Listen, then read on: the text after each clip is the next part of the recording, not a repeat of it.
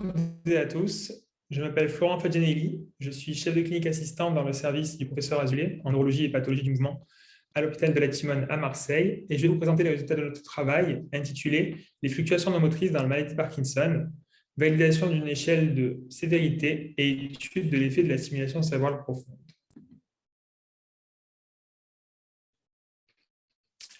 Les fluctuations non motrices ont un impact important sur la qualité de vie et leur prise en charge reste mal codifiée. Leur histoire naturelle est également mal définie, leur évolution contre la maladie de Parkinson est peu connue. Ce travail de développement de questionnaire fait suite à un précédent questionnaire, LMF-PARC, développé et récemment validé par notre étude. Ce questionnaire était destiné à dépister les fluctuations non motrices en pratique courante. Il existe cependant une nécessité de quantifier la sévérité des fluctuations non motrices afin d'évaluer notamment l'effet des traitements sur ces dernières et leur histoire naturelle dans la maladie de Parkinson. Concernant l'effet des traitements, nous sommes intéressés à l'effet de la stimulation cérébrale profonde des neurones sous-thalamiques sur ces fluctuations non motrices. La stimulation cérébrale profonde est un traitement reconnu des symptômes moteurs de la maladie et elle permettrait, d'après la littérature, une globale amélioration non motrice également post-chirurgicale, mais qui reste variable selon les symptômes étudiés. La majorité des études évalue les modifications post-chirurgicales non motrices via la NMS Scale, une étude d'évaluation des symptômes non moteurs. Ce type d'étude n'est cependant pas adapté à l'évaluation de l'effet immédiat de l'activation de la stimulation, et très peu d'études en effet se concentrent sur cette activation de la stimulation concernant les fluctuations non motrices. Les objectifs de notre étude seront donc premièrement de valider ce nouvel outil d'évaluation de la sévérité des fluctuations non motrices dans la maladie de Parkinson, et enfin d'étudier l'effet de la stimulation cérébrale profonde des neurones sous-thalamiques sur les fluctuations non motrices. Notre questionnaire EVA-FNM comprend donc 11 fluctuations non motrices issues du premier questionnaire LMF-PARC. Nous étudions leur sévérité sur une échelle allant de 0 à 10. Nous demandions aux patients quelle fluctuation non motrice parmi celles proposées était la plus gênante pour eux, et également si la gêne non motrice était plus importante que la gêne motrice. Les 11 fluctuations correspondaient à l'anxiété, l'apathie, les douleurs, la fatigue, les difficultés de concentration, la tristesse, la dyspnée, le syndrome des jambes sans repos, les troubles urinaires, l'irritabilité et les sueurs abondantes.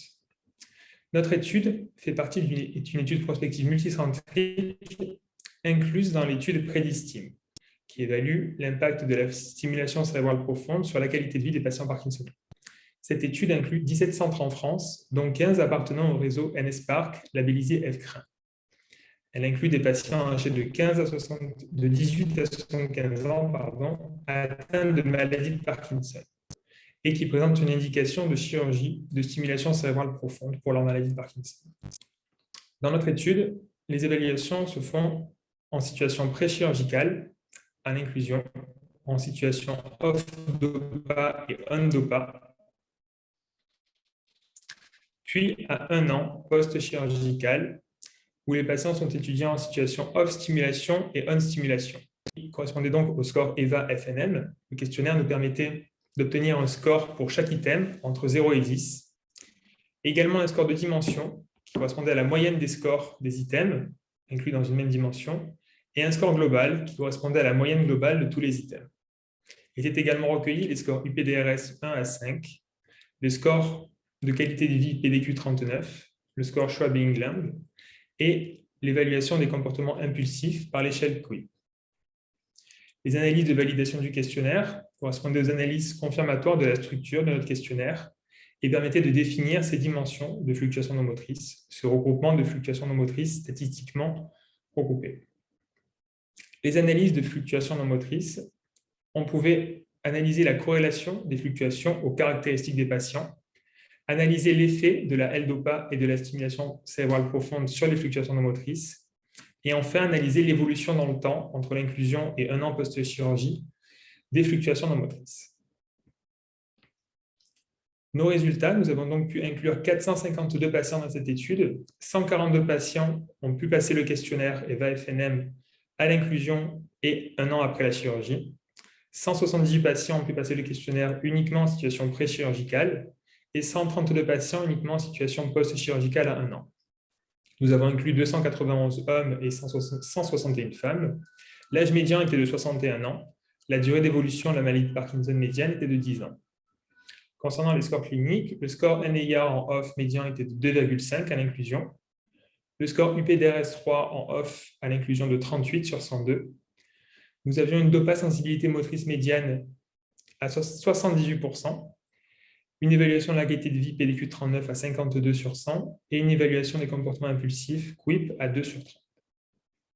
Les analyses de validation du questionnaire, les analyses confirmatoires donc de la structure, s'étaient révélées valides pour notre questionnaire, ce qui confirmait la structure en 3 dimensions que nous avions déjà retrouvées dans notre questionnaire précédent NMF-PARC, c'est-à-dire des dimensions psychiatriques qui regroupaient l'anxiété, la tristesse et l'irritabilité, une dimension cognitive avec l'apathie, la fatigue et les difficultés de concentration, une dimension dysautonomique avec les douleurs, la dyspnée, le syndrome des jambes sans repos, les troubles urinaires et les sueurs abondantes. Cette diapositive présente les résultats concernant l'amélioration des fluctuations non motrices. La première figure représente l'amélioration des scores de fluctuations non motrices sous l'effet de la L-DOPA. En comparant les scores on-DOPA et off-DOPA de notre échelle EVA-FNM à l'inclusion, on retrouvait une amélioration globale de tous nos items non moteurs. On trouvait donc une sensibilité qui était quantifiable du fait de l'obtention de scores entre 0 et 10, une amélioration globale de 57% des scores non moteurs, et donc entre 62 et 56% selon les dimensions, sans différence statistique entre ces différentes améliorations. La deuxième partie représente l'amélioration liée à la stimulation cérébrale profonde, liée à l'activation de la stimulation cérébrale profonde chez les patients donc à 1 an post-chirurgie. On retrouvait une fois de plus une amélioration de l'ensemble des fluctuations non motrices étudiées du fait de l'activation de la stimulation cérébrale profonde, en comparant la situation off-stimulation et on-stimulation. L'amélioration globale était de 41% et des améliorations des scores de dimension entre 38 et 45%. La dernière partie représente l'amélioration des scores de fluctuation non motrice 1 an après la chirurgie par rapport à la visite d'inclusion, dans des situations off-traitement, off-DOPA et on-stim. On constatait une amélioration globale des symptômes non moteurs de 15%. L'amélioration était variable en fonction des items et des dimensions, notamment la dimension cognitive n'était pas significativement améliorée 1 an après la chirurgie, contrairement aux dimensions psychiatriques et dysautonomiques. Nous avons étudié la corrélation des caractéristiques des patients avec le score global de fluctuation non motrice, que ce soit à l'inclusion et 1 an après la chirurgie.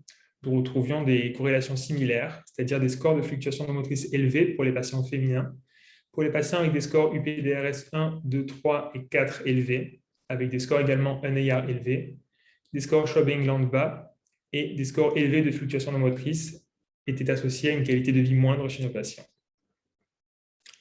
Nous avons également fait des corrélations pour définir quelles caractéristiques étaient liées à l'amélioration non motrice, liée à la stimulation cérébrale profonde, et on retrouvait une amélioration non motrice plus importante chez les patients qui présentaient des scores UPDRS 3 plus élevés, des scores UPDRS2 off élevés, et des scores UPDRS 4 également élevés. Également, une amélioration de manière non significative pour les patients les plus jeunes, donc une amélioration plus importante non motrice pour les patients les plus jeunes. Malheureusement, cette amélioration non motrice n'était pas corrélée aux sensibilités à la dopamine, motrice et non motrice des patients en inclusion. Concernant la discussion, nous avons donc pu valider notre questionnaire au cours d'une étude multicentrique prospective portant sur un nombre important de patients, 452 patients inclus. Le questionnaire EVA-FNM s'est montré structurellement valide et était issu d'un processus de développement rigoureux basé sur le précédent questionnaire validé NMF-PARC. Notre questionnaire EVA-FNM permet donc l'évaluation de la sévérité de 11 fluctuations non motrices à un instant donné. Il permet de quantifier l'effet des traitements et des modifications dans le temps des fluctuations non motrices. Et nous avons donc pu confirmer l'effet de l'activation de la stimulation cérébrale profonde sur les aspects non moteurs, également une amélioration non motrice post-chirurgicale, même lorsque la stimulation n'est pas allumée. Nous avons donc pu apporter encore des éléments sur l'impact des phénomènes non moteurs chez les patients parkinsoniens, avec un lien important entre les fluctuations non motrices importantes et la qualité de vie moindre. Également une gêne non motrice plus importante que la gêne motrice pour 38 à 41% de nos patients.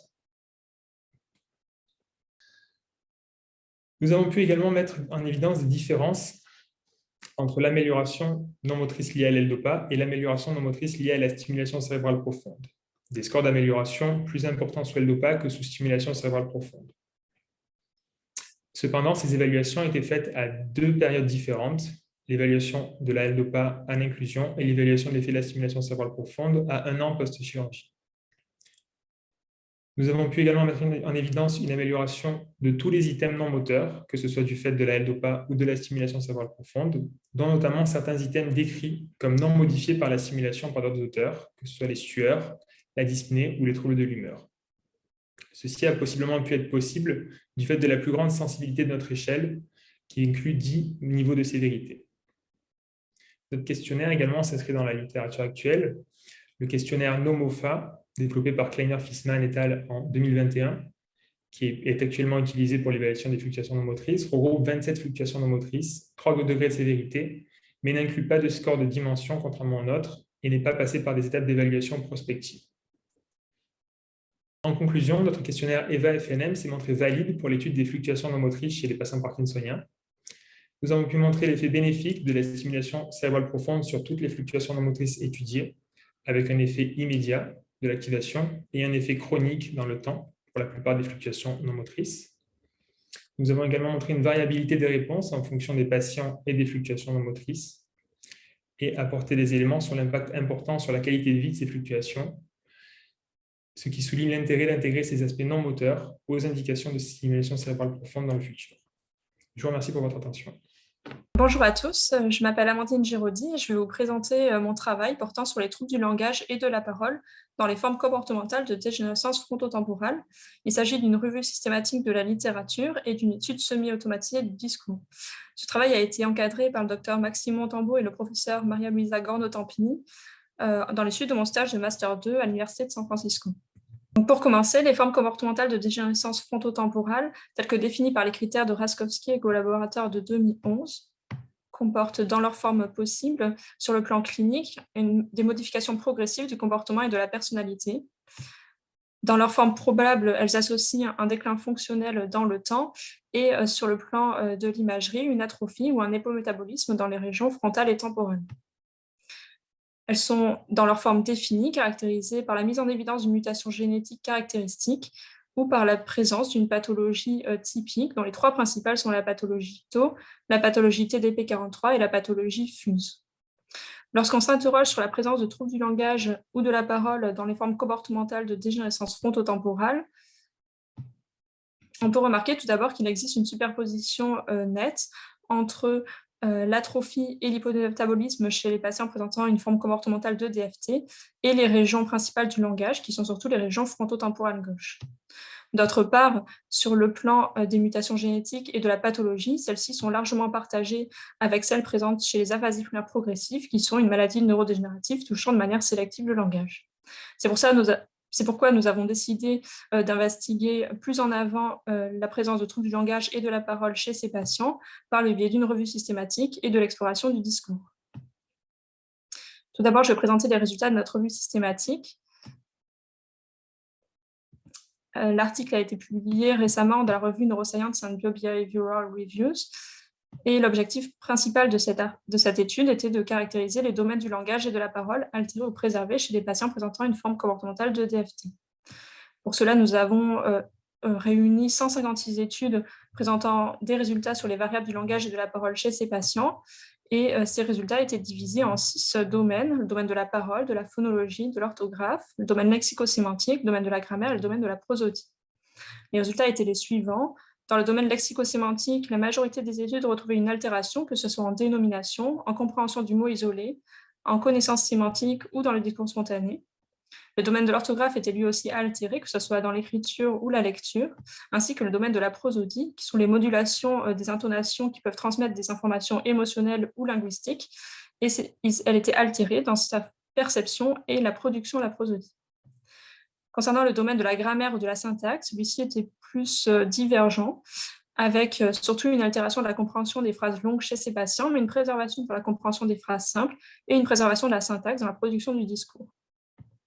Les résultats concernant le domaine de la parole étaient eux aussi relativement divergent, mais ce domaine était relativement préservé, si ce n'est que les patients présentant une forme comportementale de DFT présentaient souvent plus de pauses et un débit de parole réduit.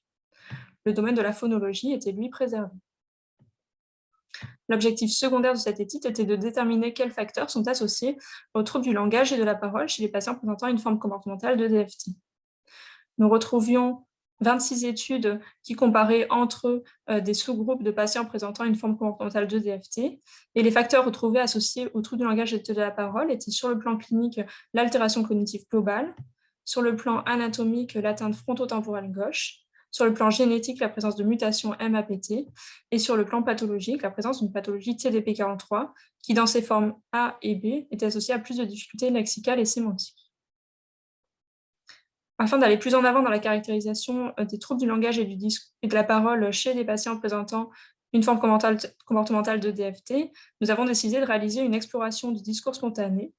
Nous avons pour cela pris 21 patients présentant une forme comportementale de DFT, 23 sujets contrôle, et l'ensemble de ces participants ont réalisé une tâche de discours spontané, qui était la tâche de description de l'image du pique-nique, également un bilan neuropsychologique comprenant notamment des scores des épreuves des fonctions exécutives avec le TMT et l'affluence des dessins, et une IRM.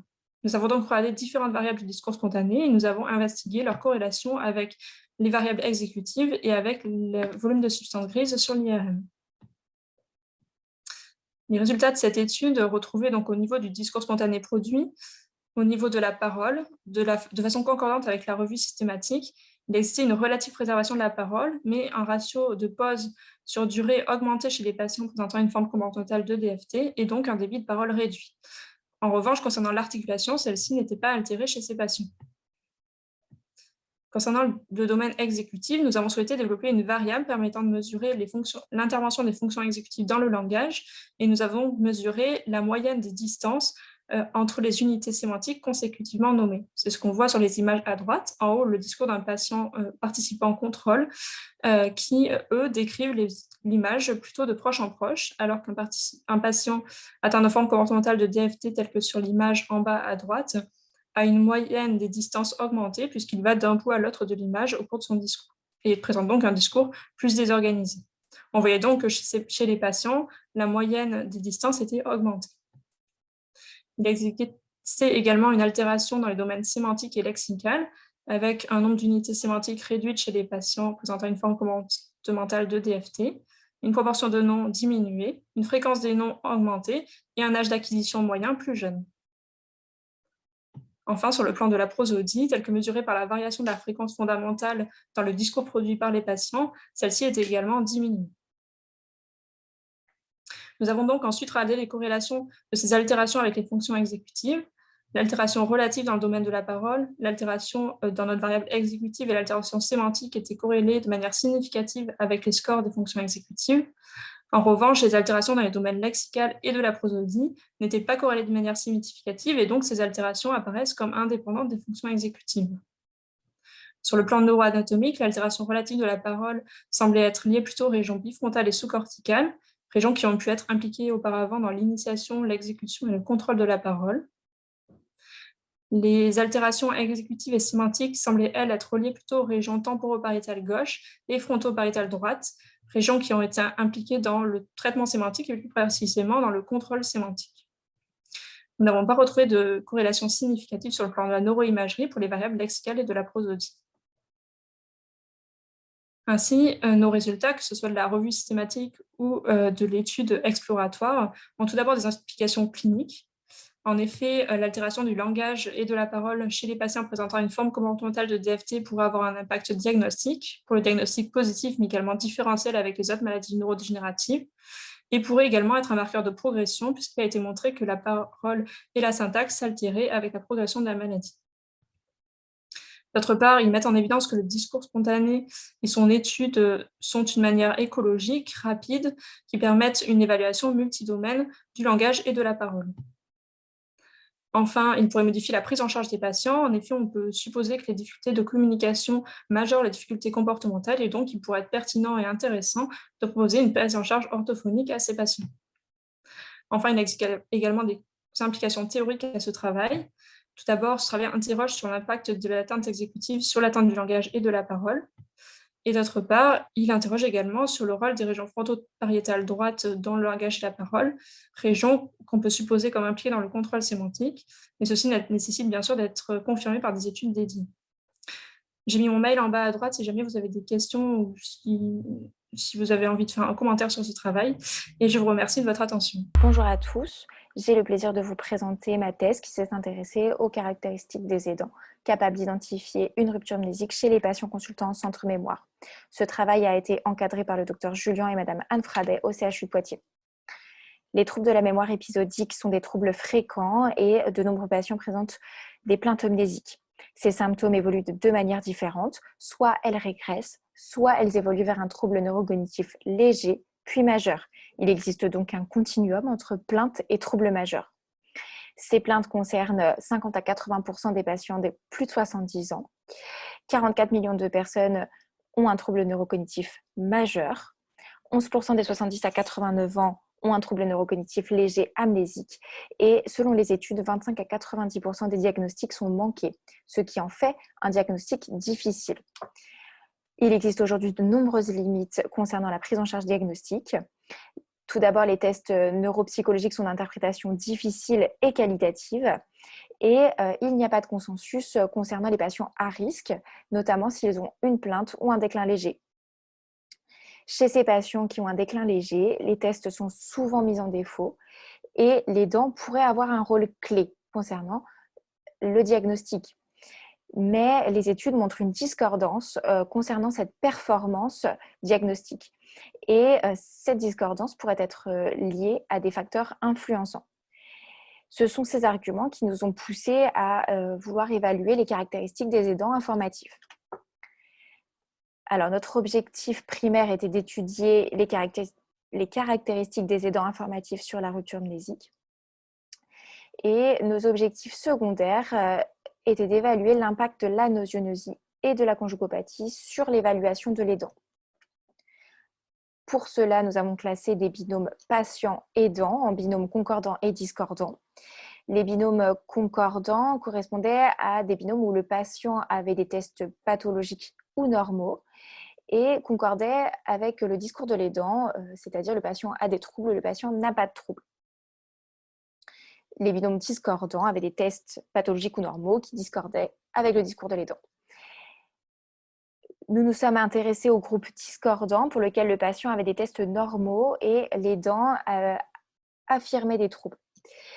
Ce groupe-là, nous nous sommes intéressés au bilan neuropsychologique de contrôle afin de savoir si le patient développait des troubles lors de son suivi.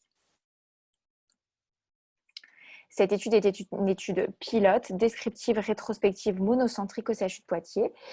Nous avons inclus les patients qui avaient une plainte mnésique exprimée par le patient ou par l'aidant. Un premier bilan neuropsychologique avec un RLRI-16 et l'aidant devait être présent soit à la consultation, soit au bilan neuropsychologique. Nous avons exclu les patients qui avaient une pathologie neurologique qui pouvait influencer les tests. Alors au total, 505 dossiers ont été étudiés et seulement 30 binômes ont été retenus.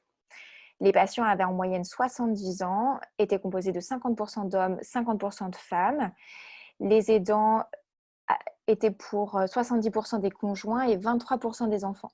73% étaient des femmes, 27% des hommes. 93% des aidants constataient des troubles depuis en moyenne 2 ans et demi et 63% des aidants identifiaient des troubles avant le patient. Malheureusement, devant le faible nombre de binômes retenus, nous n'avons pas pu faire d'analyse statistique sur les profils d'aidants concordants et discordants. Il en est de même pour les critères secondaires, puisqu'en fait, il y avait de nombreuses données manquantes. Malgré tout cela, nous nous sommes intéressés aux binômes discordants qui avaient des patients avec des tests normaux et un discours de l'aidant qui disait « le patient a des troubles ». Ces binômes-là, on a regardé le bilan neuropsychologique à distance et nous avons constaté que 6 patients avaient une altération cognitive sur les bilans de contrôle. 4 patients avaient un bilan normal à distance et 3 patients n'avaient pas de bilan de contrôle.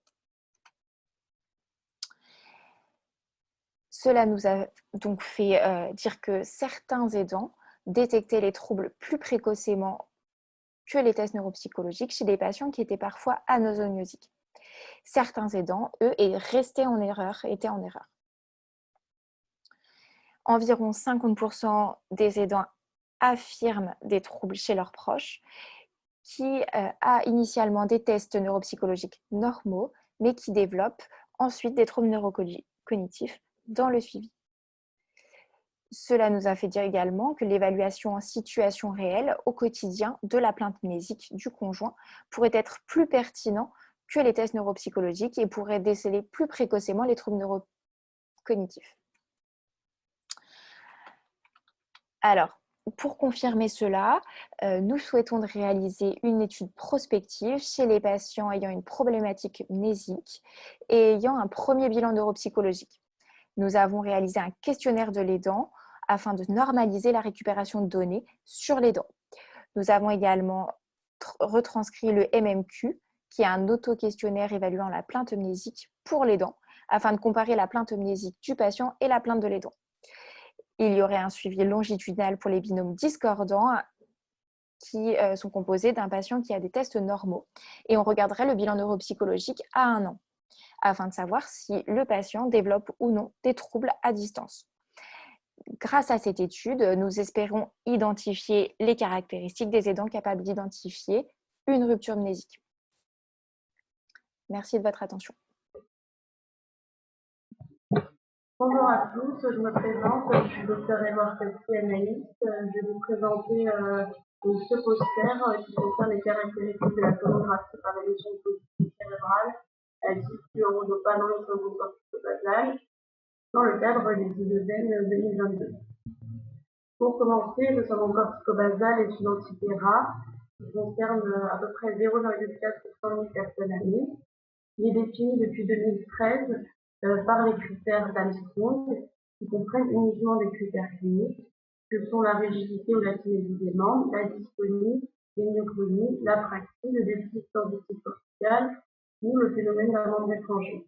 En fonction de la présence caractère symétrique ou asymétrique des symptômes, on définit un syndrome corticobasal possible ou probable. Des études anatomopathologiques ont été réalisées chez des patients ayant ce syndrome et il a été montré que dans une majorité des cas, il s'agissait d'une dégénérescence corticobasale.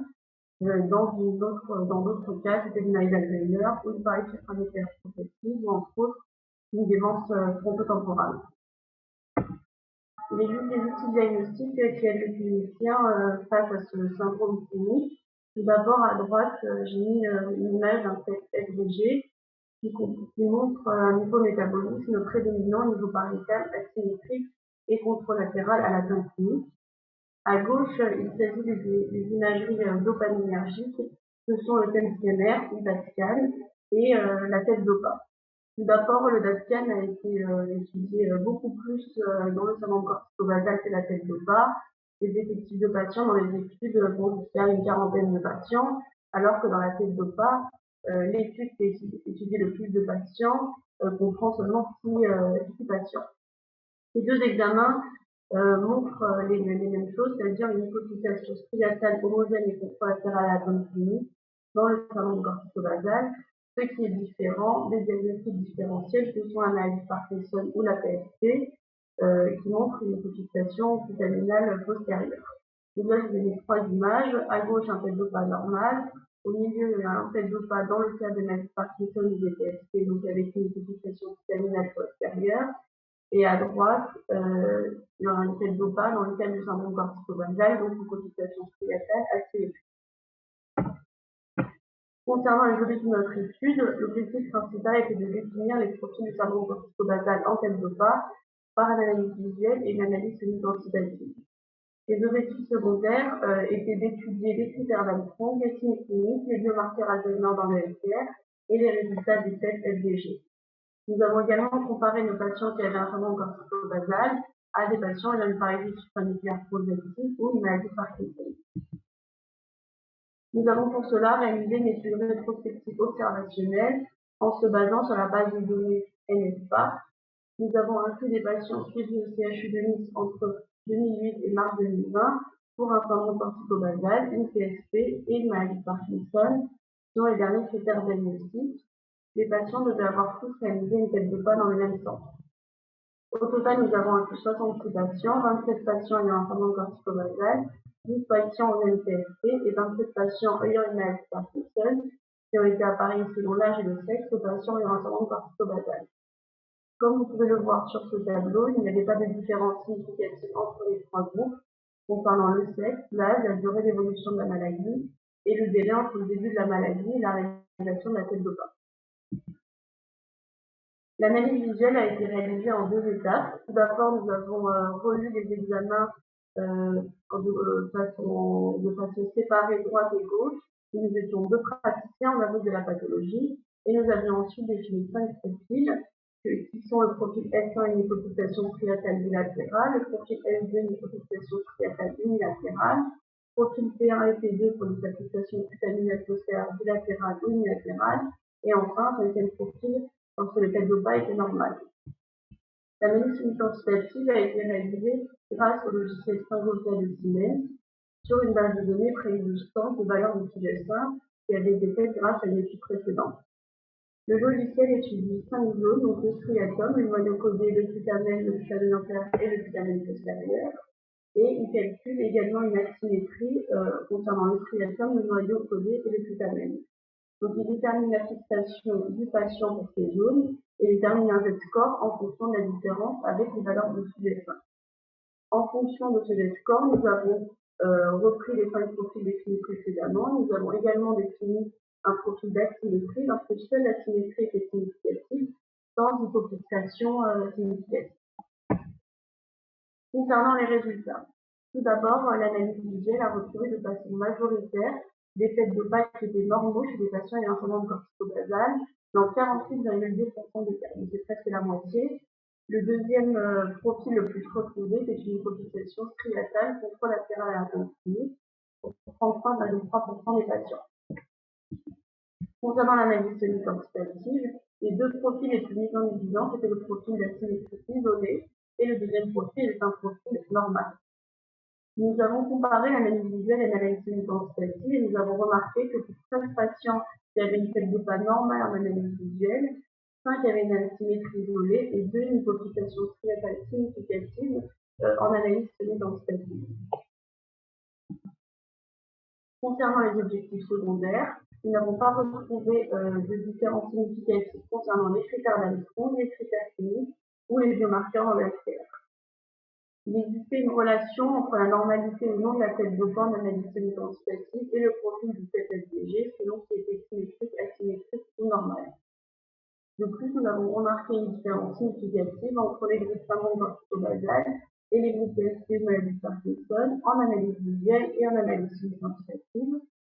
Comme vous pouvez le voir sur ce graphique, en analyse visuelle et semi-quantitative, les patients ayant un syndrome corticobasal, donc sont les patients pour les traits en bleu, avaient essentiellement un profil normal ou un profil de hypopulsation striatale unilatérale. En analyse semi-quantitative, un profil normal ou d'asymétrie, alors que les patients ayant une maladie de Parkinson en rouge et les patients PSP en vert avaient essentiellement, dans les 2 analyses, une hypopulsation putaminale postérieure. Pour en venir à la discussion, nous avons remarqué dans notre étude qu'il y avait un nombre important de têtes normales dans le syndrome corticobasal, ce qui n'avait jamais été décrit dans les têtes de pas. Cela a été décrit dans les DATSCAN pour 11 à 39% des patients selon les études, et également chez des patients qui avaient un diagnostic de désynapse corticobasale en anatomopathologie.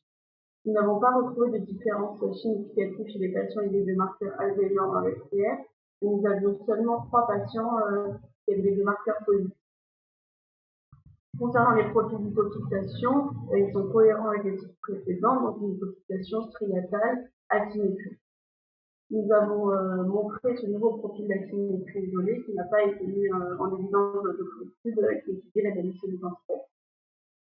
Notre étude présente des points faibles, il s'agit d'une étude rétrospective sans corrélation à la pathologique. Nous avions très peu de patients qui avaient un profil de maladie d'Alzheimer dans le SPR, mais c'est non suffisant pour conclure. Les systèmes de sélection concernant la base de données n'aident pas parce que les cliniciens rentrés le diagnostic selon la connaissance et pour certains des tests de part.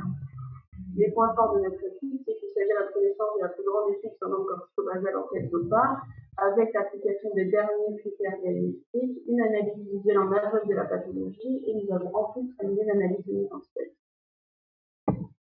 En conclusion, il s'agit à notre connaissance de la plus grande étude sur la tête d'opale en syndrome corticobasal. Les profils principaux mis en évidence dans cette pathologie est un profil normal ou une hypocultation striatale unilatérale. L'analyse semi-quantitative a permis d'apporter une nouvelle notion d'asymétrie isolée qui n'avait jamais été vécue. Nous n'avons pas trouvé de corrélation dans les critères d'Armstrong, ni les signes cliniques, ni les biomarqueurs dans le SPR. Il existait par contre une différence significative avec les profils de tête d'opale des patients ayant une TSP et des patients ayant une maladie Parkinson, que ce soit en analyse visuelle et en analyse semi-quantitative.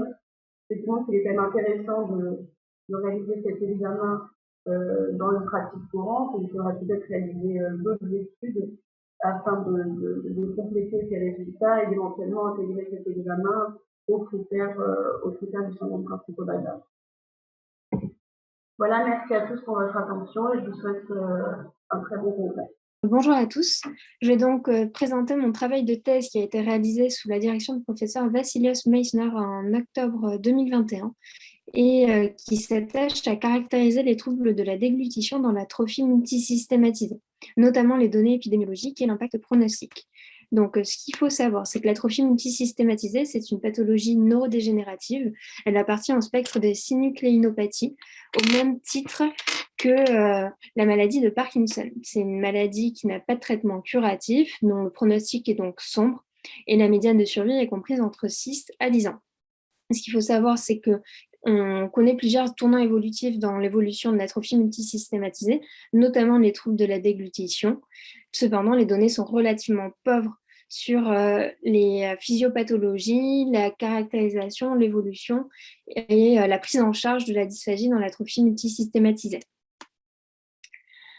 Donc, l'objectif de mon travail de thèse a été de décrire l'évolution des troubles de la déglutition des patients possédant une atrophie multisystématisée et d'évaluer les facteurs pronostiques au sein de la cohorte de patients ayant une atrophie multisystématisée qui étaient suivis au centre de référence maladies rares des AMS. C'est une étude de cohorte ouverte qui s'est attachée à suivre les populations de patients qui étaient suivis par les deux sites du CHU de Bordeaux et du CHU de Toulouse. Et ces patients étaient suivis au centre de référence maladies rares AMS. Le suivi était annuel avec une évaluation médico-clinique par un neurologue spécialisé et une cotation également annuelle du score UMS-ARS. Les données ont été recueillies prospectivement entre 2007 et le 31 décembre 2019. Donc là, c'est l'item dysphagie de l'UMS-ARS qui était tout à fait pertinent dans l'étude, donc avec une cotation à 0 qui était normale. 1, on avait une déglutition légèrement perturbée avec moins d'une fausse route par semaine. 2, c'était une dysphagie modérée avec des fausses routes occasionnelles et un étouffement de plus d'une fois par semaine. 3, c'était une dysphagie sévère avec des fausses routes fréquentes. Et à 4, c'était des patients qui nécessitaient une alimentation par sonde nasogastrique ou par gastrostomie.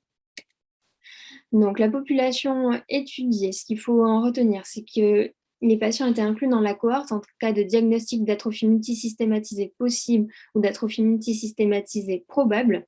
Ils étaient exclus de la cohorte en cas de diagnostic autre qu'une atrophie multisystématisée. Les paramètres recueillis étaient démographiques, médico-cliniques, diagnostiques, phénotypiques et, comme je le disais tout à l'heure, le score UMS-ARS.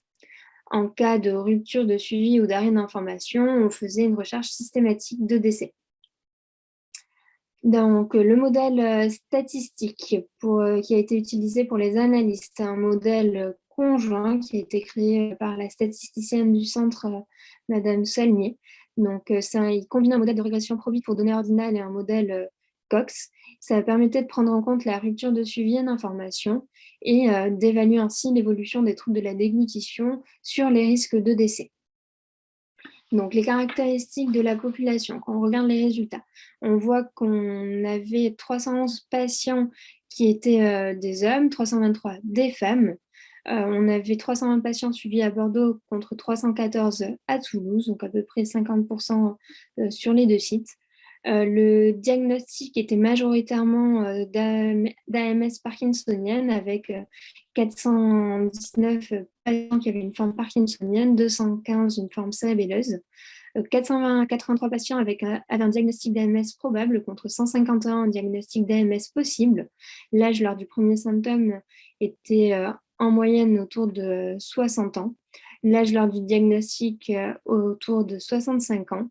Il y avait à peu près 4,5 ans de médiane d'années depuis le premier symptôme. Et l'item dysphagie était en moyenne cotée autour de 1. Quand on s'attache à regarder, on voit qu'à la visite d'inclusion, 180 patients avaient une déglutition normale, 242 une dysphagie légère, 139 une dysphagie modérée, 62 une dysphagie sévère et 6 nécessitaient déjà une nutrition par son nasogastrique ou une gastrostomie.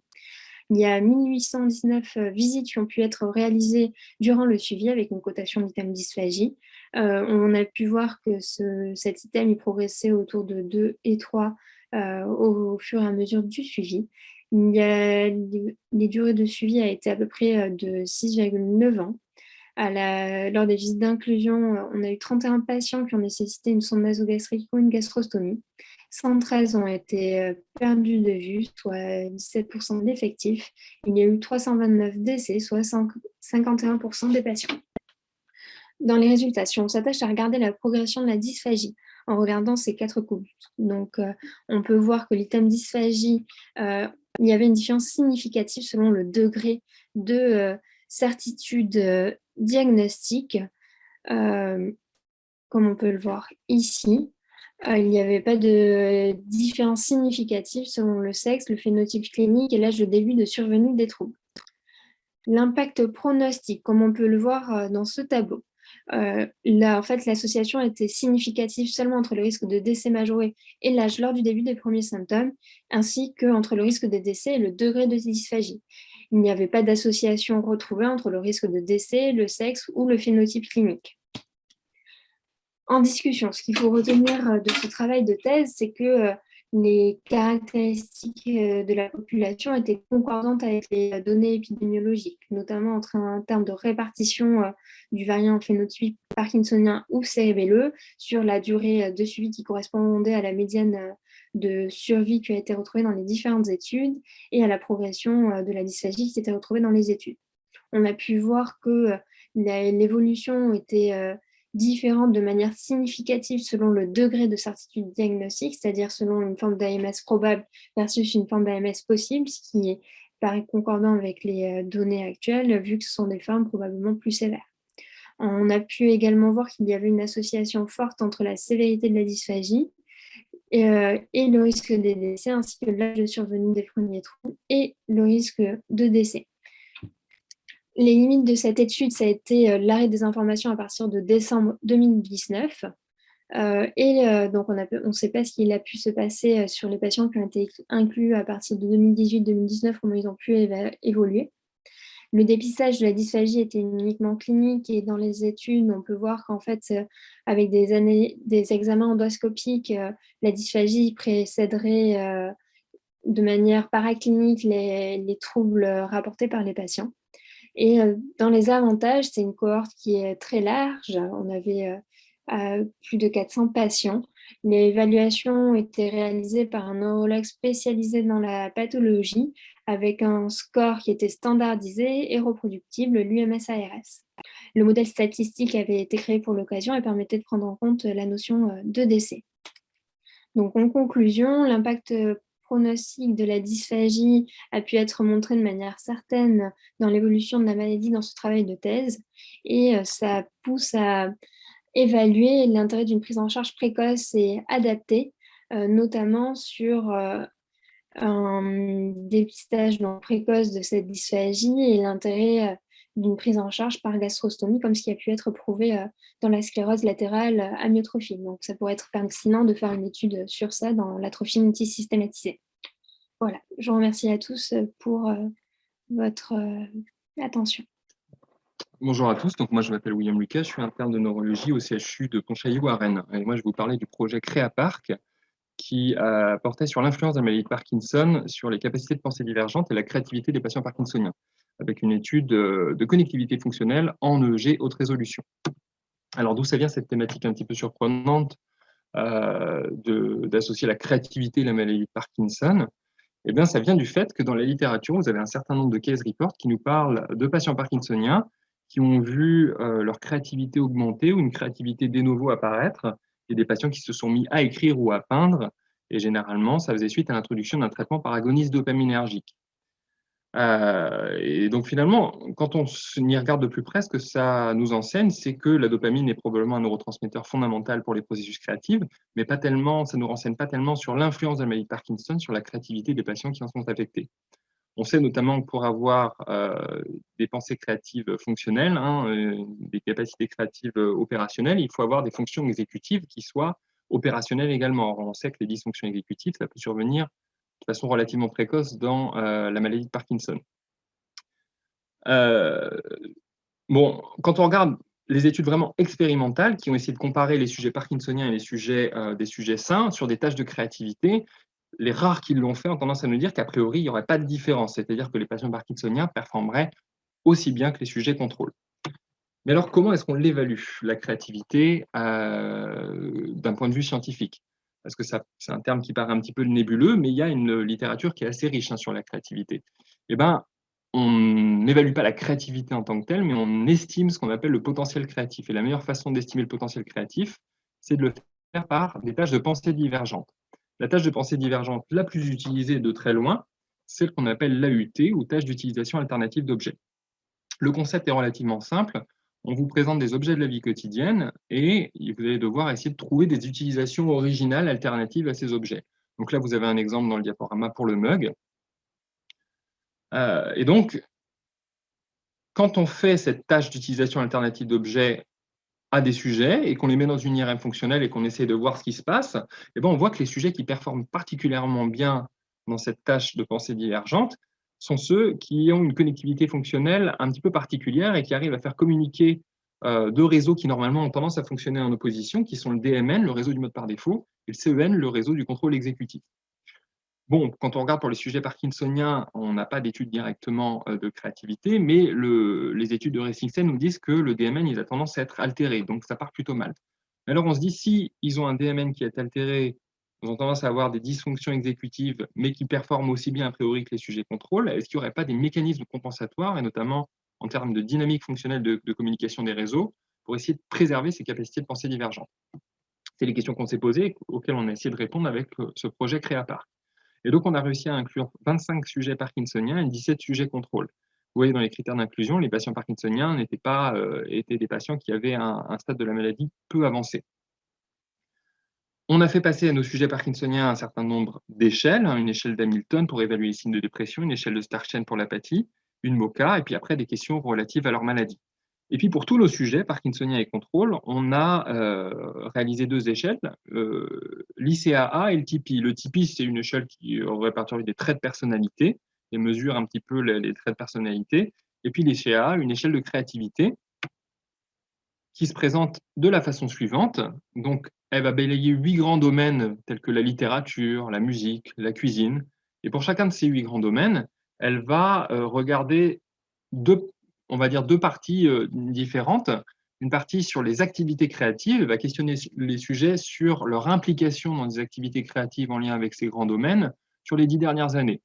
Donc ça, c'est la partie plutôt quantitative. Et puis la partie qualitative, c'est la partie des réalisations créatives, la deuxième partie que vous voyez notée ici plus bas, qui va s'intéresser au fait que si les sujets ont eu des accomplissements créatifs significatifs dans le domaine.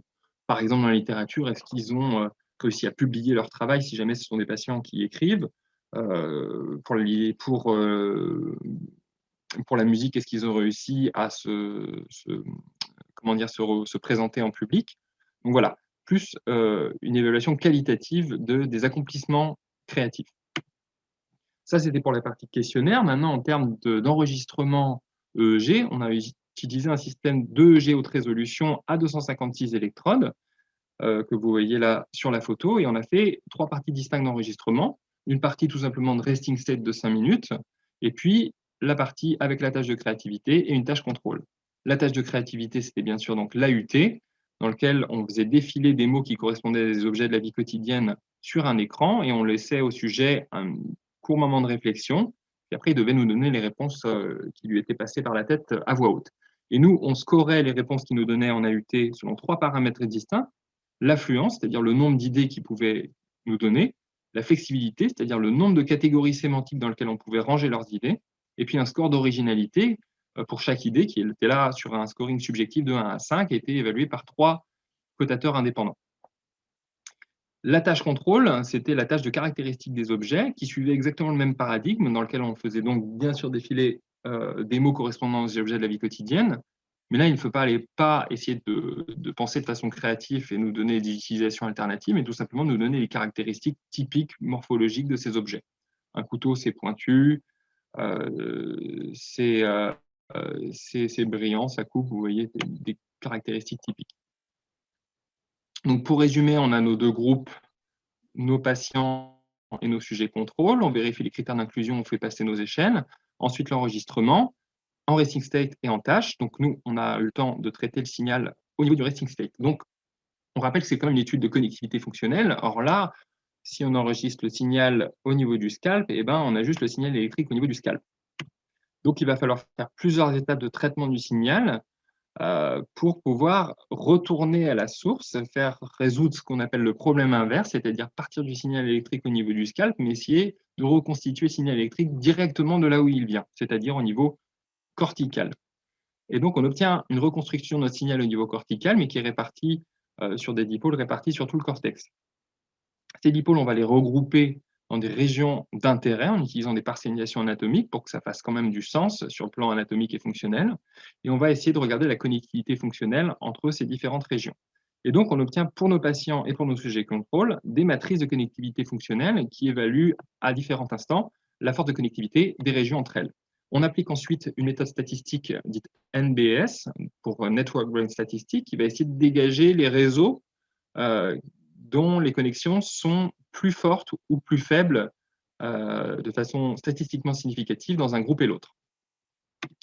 Et ce qu'on a réussi à mettre en évidence, c'est que rien que dans la bande de alpha large, entre 8 et 12 Hz, on avait un pattern, vous voyez, chez les sujets parkinsoniens, dont les connexions étaient nettement plus faibles que chez les sujets contrôle. Et un des nœuds de notre réseau qui était le plus déconnecté, en comparaison des sujets contrôle, c'était le précunus gauche. Alors, on sait que le précunus gauche, il appartient au réseau du mode par défaut. Et puis après qu'on a resserré dans la bande alpha 2 entre 10 et 12 Hz, on a mis en évidence un réseau, vous voyez, beaucoup plus resserré, beaucoup plus focal, avec seulement 4 nœuds, et également le précunus gauche et 2 nœuds dans le pôle temporel inférieur en gauche, dont la force de connectivité était corrélée avec le score d'originalité. Or, on rappelle que par définition, ce pattern-là était plus faiblement connecté chez les patients parkinsoniens. Par contre, quand on revient vraiment aux scores comportementaux, et notamment à la tâche d'AUT, on voit que nos sujets parkinsoniens ils performaient aussi bien que les sujets contrôle, à la fois sur le plan de l'originalité de leurs idées, sur le plan du nombre d'idées qu'ils donnaient, donc l'affluence et la flexibilité. Même si on le voit sur les graphes que leur équivalent dopaminergique quotidien a probablement, la dopamine les a probablement aidés pour la flexibilité et l'affluence, puisqu'on voit que ces scores-là étaient corrélés à la dose dopaminergique. Mais donc, quand on prend ces 3 sous-scores-là, et donc les performances à la tâche de pensée divergente, c'était les mêmes. Les patients parkinsoniens performaient aussi bien. Ce qui n'était pas tout à fait la même chose pour l'ICA. Vous vous souvenez de l'ICA, ça mesure vraiment les accomplissements créatifs. Et puis, si on s'est impliqué dans des activités créatives dans la vraie vie, et ben là, on voit que ce n'est pas pareil, que les sujets parkinsoniens, d'une part, ils s'investissent moins dans des activités créatives, mais en plus, ils ont eu des réalisations, des accomplissements créatifs dans différents domaines qui est moins important que chez les sujets contrôle. Donc, d'un point de vue de la connectivité fonctionnelle, on a bien une altération de notre réseau du mode par défaut chez nos patients parkinsoniens, avec notamment un précunus gauche qui est déconnecté, plus que chez les sujets contrôle. Or, ce précunus gauche, il y a pas mal d'articles qui mettent en évidence le fait qu'il a un rôle fondamental dans les performances créatives. On avait mis en évidence notamment un réseau qui était plus faiblement connecté chez les patients parkinsoniens. Et or, la force de connexion au sein de ce réseau était corrélée au score d'originalité de notre tâche de créativité. Mais malgré tout ça, malgré ces altérations en connectivité fonctionnelle, les sujets parkinsoniens, en termes de capacité de pensée divergente, ils performaient aussi bien. Donc, notre prochaine étape, ça va être essayer de mettre en évidence s'il y a eu, durant la tâche, en termes de dynamique de communication des réseaux, des différences d'activation par rapport au sujet contrôle, qui expliquent qu'ils arrivent à le compenser. Et l'autre élément important, c'était le fait qu'on voit qu'ils, quand on regarde dans la vraie vie, ils ont tendance à avoir eu moins d'accomplissement créatif et s'être moins engagés dans des activités créatives, et ce, probablement par manque de ce qu'on appelle le creative drive, c'est-à-dire de manque d'élan créatif. Le manque d'élan créatif, parce que cet élan créatif, on suppose qu'il est vraiment très fortement lié au réseau mésocortico-limbique, et donc c'est probablement ça dans les case reports qui est boosté quand on donne des agonistes dopaminergiques à nos patients. C'est pas qu'on augmente leur créativité, mais c'est qu'on augmente leur élan créatif, leur volonté de s'engager dans des activités créatives. Et donc, ça nous renseigne une chose, ça nous renseigne que le potentiel créatif, c'est-à-dire nos capacités de pensée divergentes, c'est une chose, ça nous donne l'aptitude à nous engager dans des activités créatives, mais que pour avoir des accomplissements créatifs dans la vraie vie, ça ne suffit pas. Il faut également cet élan créatif, et que cet élan créatif, il va plutôt être apporté par le réseau mésocortico-limbique. Et donc, la conclusion, là je redis un peu ce que j'ai déjà dit, à savoir que le DMN, et notamment le précunus gauche, était altéré chez nos patients parkinsoniens, que malgré cette altération qu'on mettait en évidence en resting state, en termes de performance de pensée divergente, il faisait aussi bien que nos sujets contrôle, mais que dans la vraie vie, il ne suffit pas d'avoir une capacité de pensée divergente préservée, il faut également cet élan créatif, ce creative drive, pour vraiment s'engager dans nos activités créatives et du coup avoir des accomplissements. Voilà, je vous remercie de votre attention. Donc, je vais présenter mon... je vais reprendre. Donc, bonjour à tous, je vais présenter mon sujet de thèse qui s'intitule « Étiologie des ataxies cérébelleuses sporadiques tardives, étude prospective de 205 patients ». Alors, les ataxies cérébelleuses sporadiques tardives définissent les ataxies cérébelleuses débutant à partir de 40 ans chez des patients sans antécédents familiaux d'ataxies cérébelleuses caractérisées. Il existe de très nombreuses causes qu'on peut diviser en causes acquises, avec des causes dysimmunitaires telles que l'encéphalite de Hashimoto, des causes toxiques telles que l'abus d'alcool ou encore d'autres causes telles que la malformation d'Arnold-Chiari. Il existe également des causes héréditaires, puisque le caractère sporadique n'élimine pas la cause génétique, avec les ataxies spinocérébelleuses, l'ataxie de Friedreich, mais encore d'autres nombreuses causes génétiques. Des causes dégénératives, avec en tête de file l'atrophie multisystématique de type cérébelleux ou MSAC. Et enfin, il y a tous les patients pour lesquels on n'arrive pas à retrouver de cause et qui sont regroupés sous le terme ILOCA pour idiopathique late onset cerebellar ataxia. Afin de répondre à la question des ataxies cérébelleuses sporadiques tardives, a été montée à Strasbourg l'étude STARAC, qui est une étude observationnelle, monocentrique et prospective, avec pour objectif de proposer un bilan étiologique et un suivi aux patients atteints d'une ataxie sporadique de début tardif, de décrire les différentes causes retrouvées au décours du bilan étiologique et d'essayer de déterminer l'intérêt des différents examens complémentaires dans le cadre de la démarche diagnostique. Les critères d'inclusion sont les suivants. Ce sont les patients adressés dans notre centre de référence qui présentent une ataxie cérébelleuse, qu'elle soit isolée ou non, débutant à partir de 40 ans, présentant un caractère chronique et une évolution progressive, et un caractère sporadique en tolérant l'effet censure. Voici le design de l'étude. Les patients bénéficient d'une inclusion en séjour hospitalier avec un examen clinique, avec une cotation du score SARA, du score EPDRS et du score SDFS, une évaluation objective de la dysautonomie par le test d'hypotension orthostatique, le résidu post-mictionnel au bladder scan et un test à la clonidine, une IRM cérébrale, un DAT scan, un bilan biologique avec notamment un bilan auto-humain et un bilan neurométabolique, une ponction lombaire qui comprend notamment la recherche de protéines 14-3, une PCR pour trophérima biplay et la recherche d'anticorps anti-neurone et d'anticorps anti-4. Un bilan génétique également qui se décline en plusieurs lignes, avec pour tous les patients la recherche d'ataxie de Friedreich et de FXTAS, et puis dans un second temps, lorsque la mutation a été mise en évidence, la recherche d'expansion biallélique intronique dans le gène RFC1, mais également d'autres tests tels que la recherche des principales ataxies spinocérébelleuses par expansion polyglutamine si on a un effet censure ou si le tableau clinique est évocateur, ou la recherche de mutations dans les principaux gènes impliqués dans les maladies de Farr, si on a un tableau clinique évocateur. Et enfin, un panel de 392 gènes qui est réalisé en seconde attention si ce bilan génétique de première ligne est négatif. Si on a une suspicion de syndrome paranéoplasique, on pourra réaliser un scanner TAP, voire un PET scan, et une biopsie musculaire est réalisée si on a une suspicion de cytopathie mitochondriale ou si l'ensemble de ce bilan étiologique est négatif. Les patients sont suivis de façon prospective avec une réévaluation en consultation par le neurologue référent à M6, M18 et M30, et également une réévaluation hospitalière à M12, M24 et M36 avec une réévaluation de l'imagerie cérébrale par IRM cérébral et DASCAN. Pour cette étude, on s'est donc basé sur la cohorte STARAC en prenant les patients qui avaient été inclus jusqu'en décembre 2019 et qui avaient bénéficié d'un suivi d'au moins 1 an. On a analysé 3 groupes, les MSAC, les ILOCA et les cogénétiques, et on a essayé de calculer le rendement pour chaque examen complémentaire. Le rendement d'un examen complémentaire étant défini comme le nombre de patients chez qui le résultat de cet examen complémentaire avait permis d'orienter vers le diagnostic retrouvé chez le patient sur le nombre de patients chez qui cet examen complémentaire avait été réalisé au moins une fois. Pour les analyses statistiques, les variables catégorielles ont été analysées par le test de Fischer et le Ki2. Les variables quantitatives ont été analysées par le test de Welch et le Mann-Whitney. En se basant sur le SARA, l'UPDRS et le SDFS à la durée, à l'inclusion, et en le rapportant sur la durée d'évolution à l'inclusion, on a créé les paramètres SARA sur durée d'évolution, UPDRS sur durée d'évolution et SDFS sur durée d'évolution à l'inclusion, afin de témoigner de l'évolution de la maladie.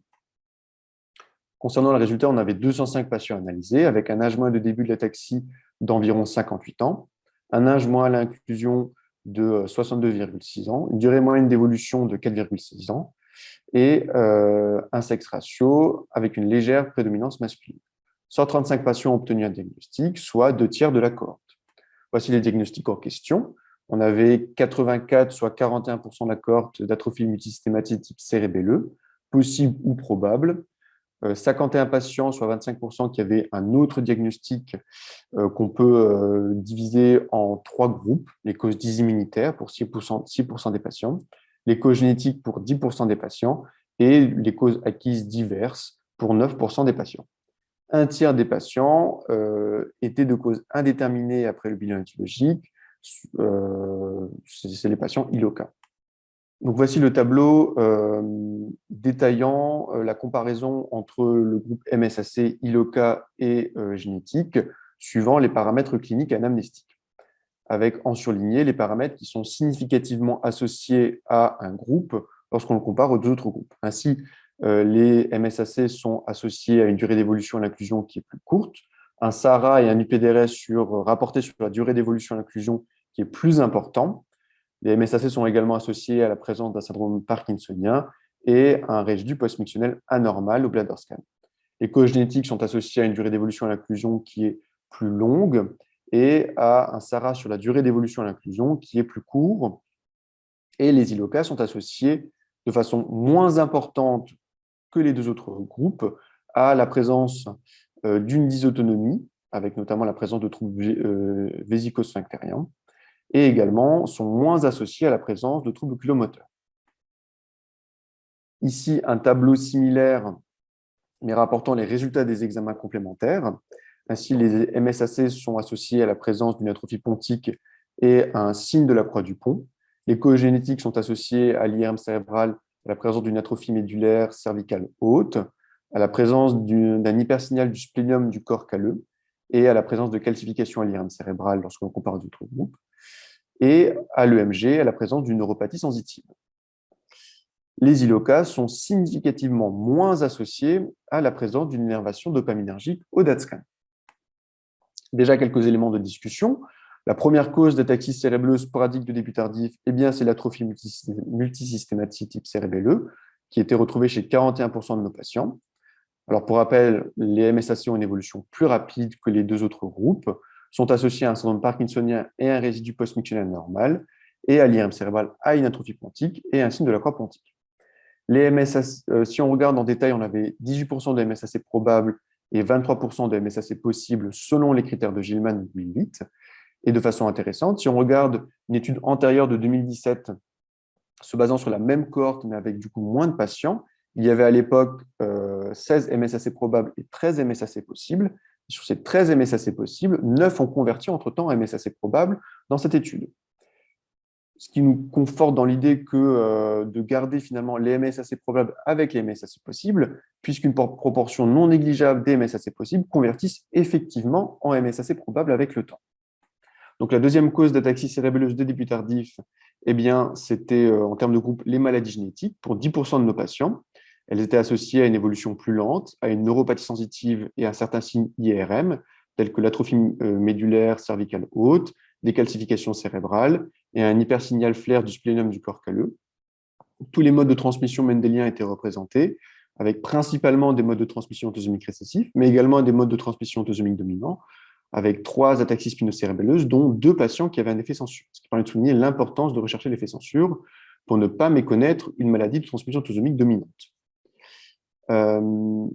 Et malgré tout, on avait un tiers de patients indéterminés, donc un tiers de patients ILOCA, qui avaient une évolution plus lente que les MSAC et qui avaient significativement moins de dysautonomie et de dénervation dopaminergique au DAT-scan. Donc, voici quelques vignettes pour parler des rendements des différents examens complémentaires. L'IRM cérébral avait le meilleur rendement, à 38%. Le DAT-scan avait un rendement de 20%, qui est un bon rendement. C'est un examen qui est intéressant parce que s'il met en évidence une dénervation dopaminergique, eh bien, ça va nous orienter plutôt vers une MSAC ou une cause génétique qu'une ILOCA. Et par ailleurs, on sait qu'il est difficile chez un patient cérébelleux d'identifier une note extrapyramidale et la présence d'une dénervation dopaminergique va permettre d'étayer la mise en place d'un traitement par L-Dopa qui peut éventuellement participer à améliorer l'état moteur du patient. Le test d'hypotension orthostatique et le bladder scan avaient un rendement de 24% et 15% respectivement. Ce sont des examens qui sont simples à faire et qui, s'ils mettent en évidence une dysautonomie, va plutôt orienter vers une MSAC ou une cogénétique. Le test à la clonidine avait un rendement de 22%, mais c'est un examen d'interprétation difficile. On sait qu'il peut être anormal dans les MSAC, en lien avec la dysautonomie, mais pour les autres maladies qui sont éventuellement associées à une dysautonomie, on ne sait pas vraiment comment le test à la clonidine répond. L'EMG avait un rendement de 4%, et c'est un examen qui est intéressant parce que s'il met en évidence une neuropathie sensitive, eh bien, ça va plutôt nous orienter vers une cogénétique que vers une MSAC ou une ILOCA. La ponction lombaire avait un rendement comparable de 5%. C'est un examen intéressant parce qu'il va permettre de dépister les causes dysimmunitaires qui sont des causes traitables d'ataxie cérébelleuse. Le bilan neurométabolique avait un rendement nul. Néanmoins, il faut quand même rappeler que certaines maladies sont dépistées par le bilan neurométabolique, telles que l'axanthomatose cérébrotendineuse, la maladie de Refsum et la carence en vitamine E, qui sont des causes curables d'ataxie cérébelleuse et donc des causes à ne pas méconnaître pour mettre un traitement en route le plus vite possible. Le panel de gènes, le panel PMDA, avait un rendement de 4%, ce qui reste correct pour un panel de gènes.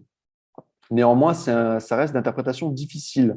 On avait 35 patients chez qui des variants ont été retrouvés, mais on a pu valider l'imputabilité des variants chez 4 patients seulement. C'est les 4 patients SPG7.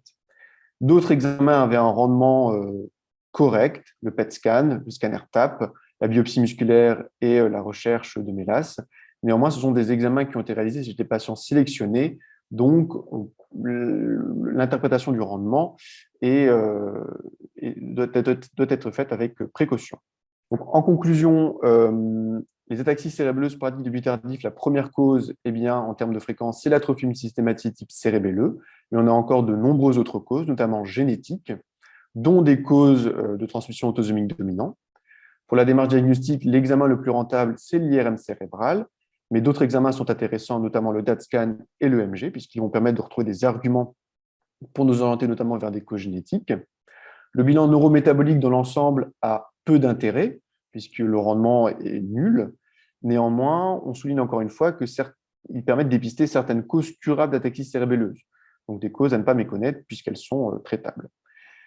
Et on a un tiers de patients pour lesquels on n'a pas réussi à trouver de diagnostic, les patients ILOCA, ce qui va peut-être finalement nous orienter vers la réalisation d'analyses génétiques plus poussées, éventuellement d'un exome, voire d'un génome.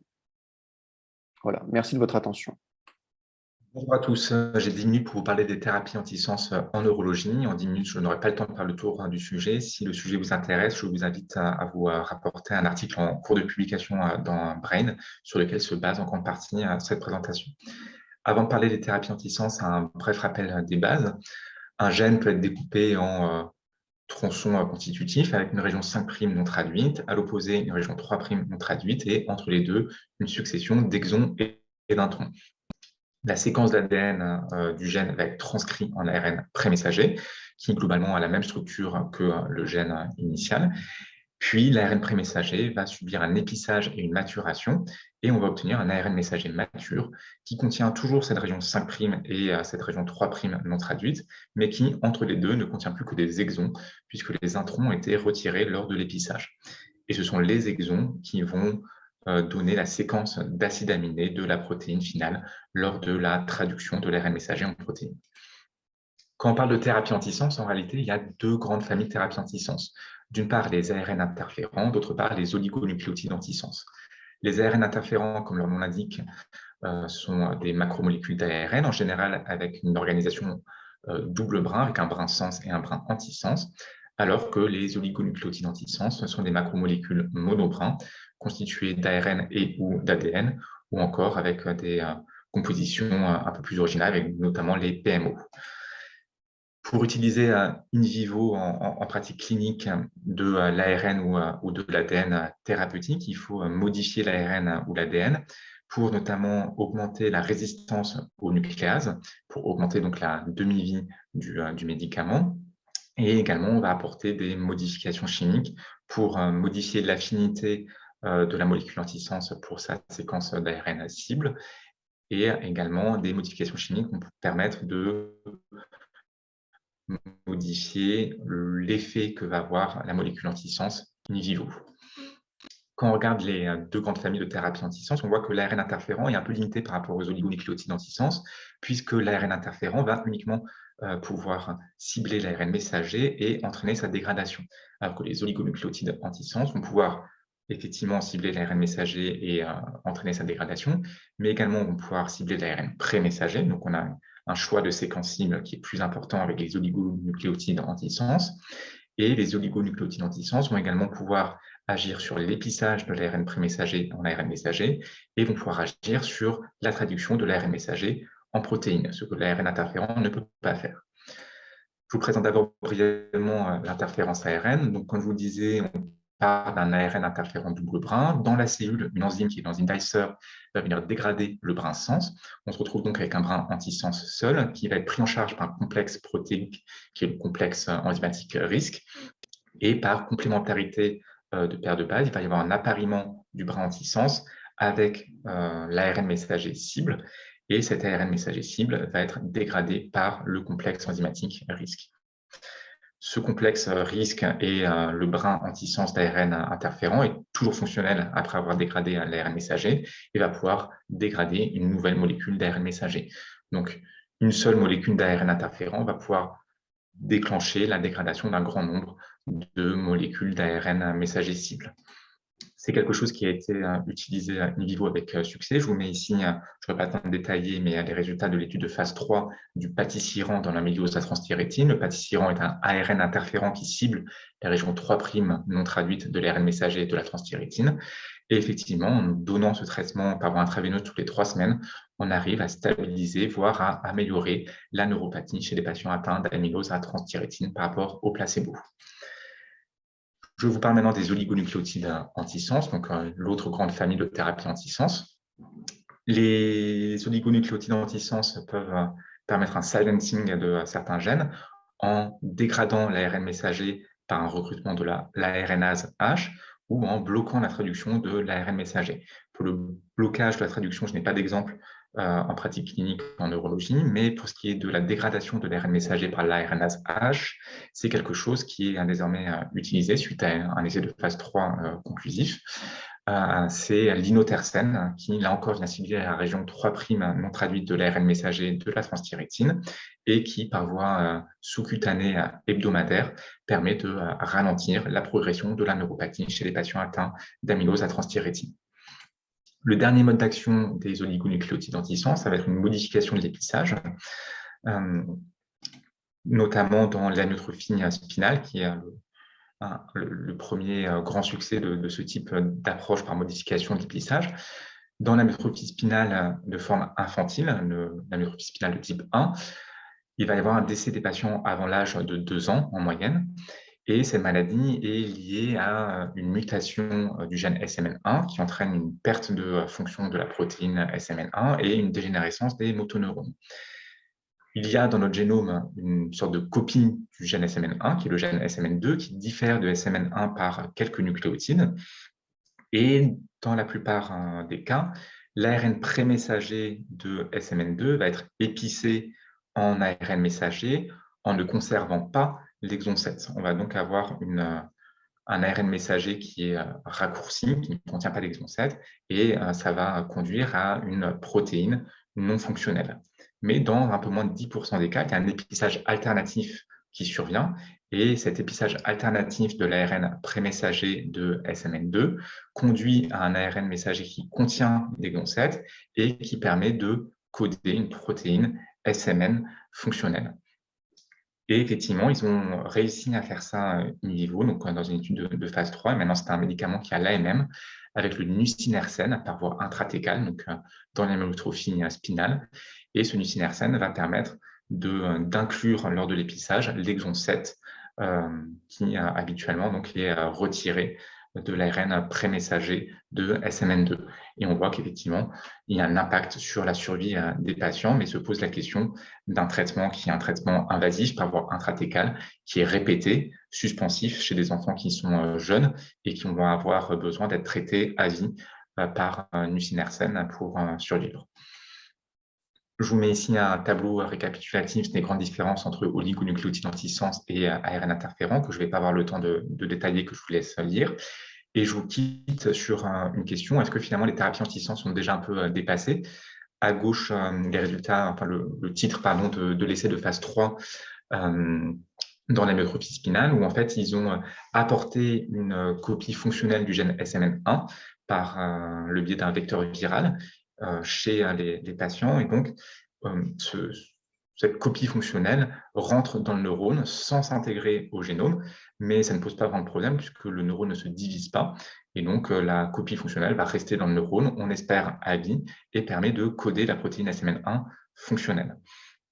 L'autre exemple, qui est l'exemple à droite, c'est les résultats préliminaires d'une étude de phase 1 chez l'homme, donc, qui utilise CRISPR-Cas9 pour venir modifier in vivo le génome des hépatocytes afin que ces hépatocytes ne produisent plus de transthyrétine. Et effectivement, dans les résultats préliminaires donc, de cette phase 1, les patients qui sont traités ont un effondrement des concentrations plasmatiques circulantes en transthyrétine. Et donc, on espère que, comme pour l'inotersen et comme pour le patisiran, on espère que cet effondrement des concentrations circulantes en transthyrétine s'accompagnera d'une stabilisation de la neuropathie, voire d'une amélioration de la neuropathie. Voilà, je vous remercie pour votre attention et bonne journée à tous.